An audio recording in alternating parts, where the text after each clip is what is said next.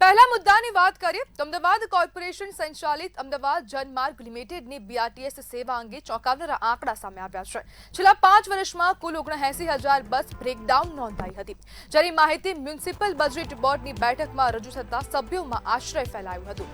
શહેરમાં હાલ 350 બસો 18 રૂટ પર દૈનિક 50,000 કિલોમીટરથી વધુ દોડે છે. છતાં દરરોજ સરેરાશ 60 બસ ખોટકાય છે. તંત્રના જણાવ્યા મુજબ બ્રેકડાઉનમાં માત્ર ટેકનિકલ ખામી જ નહીં પરંતુ બસ મોડે ઉપડવી, સમયસર ચાર્જ ન થવી કે નિર્ધારિત સ્થળે મોડું પહોંચવું પણ સામેલ હોય છે. હજારો મુસાફરો દરરોજ જાહેર પરિવહન પર નિર્ભર છે. ત્યારે સતત બ્રેકડાઉનના આંકડાઓ સેવા ગુણવત્તા પર સવાલો ઊભા કરી રહ્યા છે. હવે પ્રશ્ન એ છે કે તંત્ર સુધારાત્મક પગલાં ક્યારે લેશે અને ક્યારે હવે કાર્યવાહી કરવામાં આવશે. અને મહત્વપૂર્ણ છે કે જો એજન્સીઓની આ જે બસ છે તે મોડી પહોંચે અથવા તો લેટ થાય અથવા તો તેમાં ચાર્જિંગ ન હોય અથવા તો રસ્તા પર જ બંધ થઈ જાય તો એ તમામ વસ્તુને હવે બ્રેકડાઉનમાં સામેલ કરવામાં આવે છે અને તે સંભવિત જે એજન્સીઓ છે તેને દંડની કાર્યવાહી પણ કરવામાં આવે છે. અને આપણી સાથે ચર્ચા કરવા માટે સામાજિક અગ્રણી મહેન્દ્રસિંહ ગોહિલ જોડાઈ ગયા છે. મહેન્દ્રભાઈ, 5 વર્ષમાં 80,000 જેટલી બસનું બ્રેકડાઉન થયું છે, શું કહેશો? જી મેડમ, પહેલા તો મંતવ્ય ન્યૂઝનો ખૂબ ખૂબ આભાર કે આ મુદ્દે આજે ડિબેટ કરી છે કે મને બોલવાનો મોકો આપ્યો છે.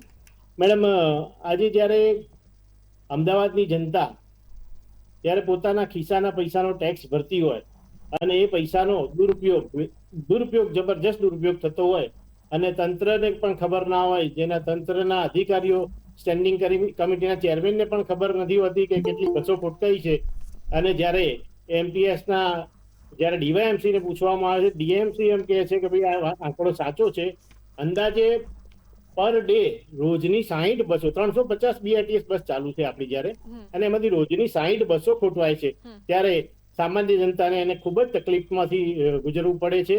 આમ જનતા જ્યારે બીઆરટીએસ ના ભરોસે પોતાના અંદાજ નિયત સમયે ત્યાં પહોંચવાનું હોય, સ્કૂલ જવાના વિદ્યાર્થીઓ હોય, કોલેજ જવાના વિદ્યાર્થીઓ હોય અથવા તો કોઈ નોકરી ધંધાના અર્થે જતા હોય લોકો બીઆરટીએસ ઉપર એટલો ભરોસો રાખીને, ત્યારે ટાઈમે બસો ન આવતી હોય ત્યારે એ લોકોને ઘણું બધું ભોગવવાનું આવતું હોય છે. જ્યારે બીઆરટીએસની લગભગ એની અંદરથી કોર્પોરેશન જ્યારે રિવરફ્રન્ટને જો લોન આપી શકતી હોય તો પોતાની બીઆરટીએસની જે સંસ્થા છે બીઆરટીએસને કેમ સાચવી નથી શકતી અને લોકોના પૈસાનો વ્યય કરી અને લાખો રૂપિયાનું દેવું હોવા છતાં પણ કોર્પોરેશન રિવરફ્રન્ટને ફંડ આપી શકે છે, પણ આ આપણી બીઆરટીએસ સેવા સુધારી શકતી નથી. એ બાબતે ગંભીર નોંધ લેવા જેવી છે. મહેન્દ્રભાઈ, જ્યારે વિપક્ષ દ્વારા આવા મુદ્દા ઉઠાવવામાં આવે છે ને જ્યારે આવી બેઠકો યોજાય, જ્યારે આ બજેટ બેઠક હોય કે પછી એક સામાન્ય સભા યોજાતી હોય, ત્યારે વિપક્ષ જ્યારે મુદ્દો ઉઠાવે છે ત્યારે જ સત્તાધીશોનું ધ્યાન જાય છે. તો આપણે તેમ માનીને ચાલી શકીએ કે હવે જે સત્તાધીશો છે તે ધ્યાન નથી આપતા લોકોની જે સુખાકારી છે તેમાં? જી ચોક્કસ મેડમ, અત્યારે સત્તાનો એટલો બધો નશો આ લોકો ઉપર ચડેલો છે કે પ્રજા એમને ખોબલે વોટ આપે છે, પણ પ્રજાની આમ લોકોને ચિંતા હોતી નથી. જ્યારે વિરોધ પક્ષના નેતાએ આ પ્રશ્ન ઉઠાવ્યો છે અને ત્યારે લોકોને જાણવા મળ્યું છે કે આટલી બધી ગંભીર પરિસ્થિતિ હોવા છતાં પણ જો કોર્પોરેશન એનું ધ્યાન નથી દોરતી અને લોકોને રામ ભરોસ છોડી દેતી હોય ત્યારે પ્રજાએ જાગવાની જરૂર છે. અને આવા મુદ્દા હું તો ધન્યવાદ આપું છું વિરોધ પક્ષના નેતાને, અને જેમને પ્રજા માટે આ મુદ્દો ઉઠાવ્યો છે અને અવારનવાર આવા મુદ્દા એ લોકો ઉઠાવતા રહે છે. એ બાબતે ખરેખર વિરોધ પક્ષના નેતાને હું ધન્યવાદ આપું છું. અને આ સત્તાધીશોને હું એક અહીંયાથી મેસેજ આપવા માંગુ છું કે ભાઈ તમે લોકોને લોન આપવાનું બંધ કરો અને પોતાની સંસ્થાઓ જે કોર્પોરેશનની જે જરૂરિયાત છે એના ઉપર ધ્યાન આપી અને એને આગળ વધારો, એવી મારી વિનંતી છે. મહેન્દ્રભાઈ, જ્યારે આવી બ્રેકડાઉન નોંધાય છે બસમાં તો ત્યારે સંભવિત એજન્સીઓને દંડ ફટકારવામાં આવે છે, તો શું આ ખાલી માત્ર દંડની કાર્યવાહી સમસ્યાનો ઉકેલ છે? મેડમ, આમાં બધી મિલી ભગત જ હોય છે. એમના મળતિયાઓને કોન્ટ્રાક્ટ આપવામાં આવે છે અને એમના જ મળતિયાઓને એમાંથી ફાયદો થાય એવું કરવામાં આવે છે.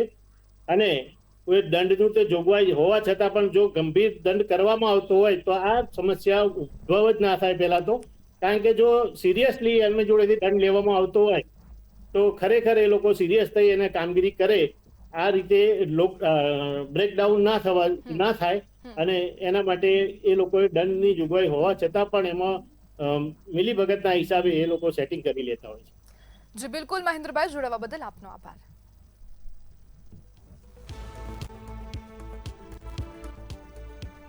ત્યારે 5 વર્ષમાં બ્રેકડાઉન થયેલી બસની સંખ્યા પણ આપ ટીવી સ્ક્રીન પર જોઈ શકો છો. 2021માં 9,000 થી પણ વધુ બસોનું બ્રેકડાઉન થયું હતું. 2024માં 18,000 આંકડો પહોંચી ગયો અને 2025નું જે હાલ આંકડો સામે આવ્યો છે તે પણ કંઈક 11,000 ને પાર પહોંચી ગયો છે. આમ કુલ છેલ્લા 5 વર્ષમાં 80,000 થી પણ વધુ વખત આ બસોનું બ્રેકડાઉન થયું છે.